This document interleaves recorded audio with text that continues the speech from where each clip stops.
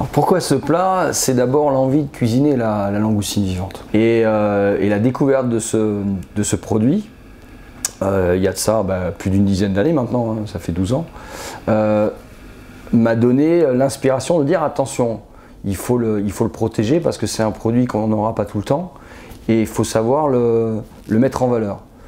Donc la langoustine vivante, ça a une texture, une mâche, une couleur qui a une particularité. C'est assez rose, ça a une délicatesse mais ça a une fermeté. Et ce qui va manquer souvent quand on va avoir le travailler en tempura ou on va dénaturer cette texture. Et moi ce que je voulais c'est rapporter du croustillant quelque part, profiter de la mâche, profiter du jus qu'on a dans la langoustine et trouver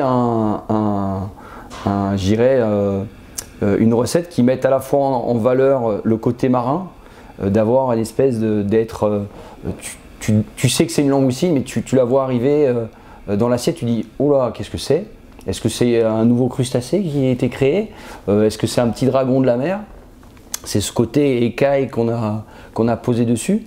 Et c'est pas juste jouer sur une technicité.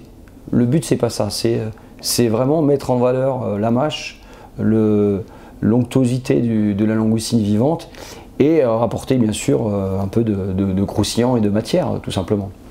Et le plat, étant donné que l'élément principal ça reste la langoustine et que la langoustine a vraiment une présence, qu'est-ce qui peut lui ramener à la fois de la puissance mais qui ne va pas couvrir le goût.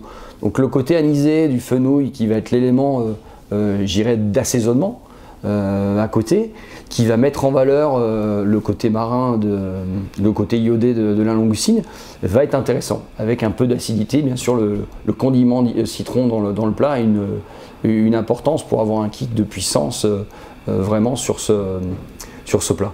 Fenouil, bon, si on travaille le fenouil, il faut quand même le décliner un petit peu. Je trouve que sinon ce serait pas respectueux, du client d'avoir juste mis un morceau de fenouil et pas se dire on l'a pas travaillé quand même. Donc on a apporté justement cette touche, cette crudité de fenouil juste assaisonnée, cette crème de fenouil dans l'assiette, cette poudre de fenouil qui va vraiment avoir à chaque fois cette puissance, des textures, jeu de goût et une mise en valeur de la langoustine.